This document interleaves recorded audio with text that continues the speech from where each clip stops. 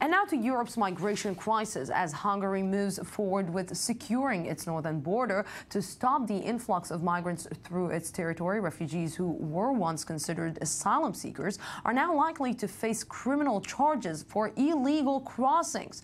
Ayman Siksik asks if the dream of a border-free Europe has now evolved into a nightmare. Thursday morning, less than 24 hours after Hungary closed the gateways on its southern border, refugees from the Middle East were forced to find another way of reaching northern Europe. Those who reached neighboring Serbia began flowing in increasing numbers across the border with Croatia. As refugees and migrants begin flowing from one European country to another, it was evident for Serbian authorities today that the European Union's policy of open borders may be collapsing. And I think that from the very beginning, Europe was not ready for all the difficulties that were very obvious that we would face with. The closure of the Hungarian border had led to clashes on Wednesday between the Hungarian police and refugees, some of which were still on Serbian territory. Consequently, the number of refugees attempting to flee Serbia rose sharply overnight, mounting to over 5,600 today, from 1,200 people on Wednesday. Since today in the morning, we have 1,300. If we have more people, then we shall have more reception centers, and we will do the same procedure as now. The refugees are now crossing Croatia to reach the desired destination, Germany, making use of the remains of what used to be a border-free Europe. But the firm hand Hungary has taken in dealing with refugees appears to be making its mark, with many saying they are terrified of Hungarian police and that they would rather end up anywhere else but Hungary. But for thousands of refugees, Hungary closing its border with Serbia only means that they must now follow a new route to Germany. In Budapest on Wednesday, the European Union's Migration Commissioner said that Hungary's so-called solution can only be temporary at best. The majority of people arriving in Europe are Syrians. They are people in genuine need of our protection. There is no wall you would not climb, no sea you wouldn't cross if you are fleeing violence and terror. There is no wall you cannot climb, indeed, for Syrians who continued to make the dangerous journey at sea to reach the Greek island of Lesbos up until today. It was only several months ago that the massive financial debt Greece is under was considered to be a test for the entire European Union.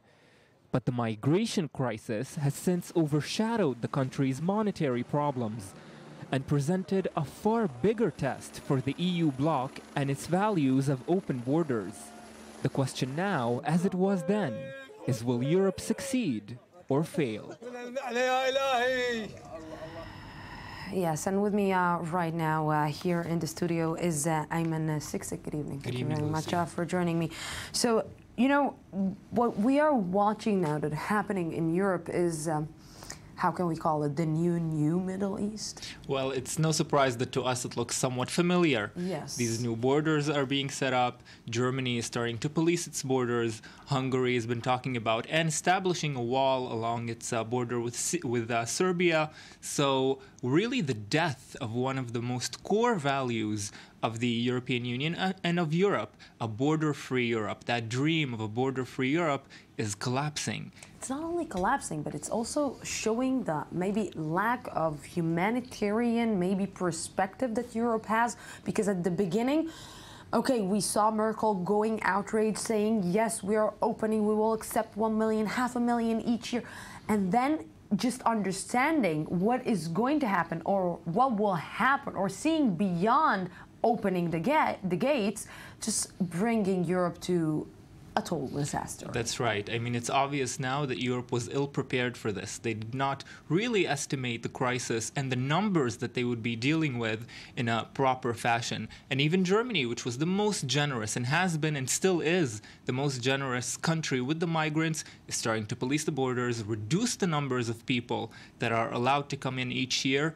Europe is waking up, and it's not a very nice reality. You know, what I'm trying to understand is it waking up because they don't have a really, let's say, secure plan to understand how they're dealing with the refugees, or it's actually, you know what, we just don't care what is happening with the migrants. We just care about us because we have enough trouble.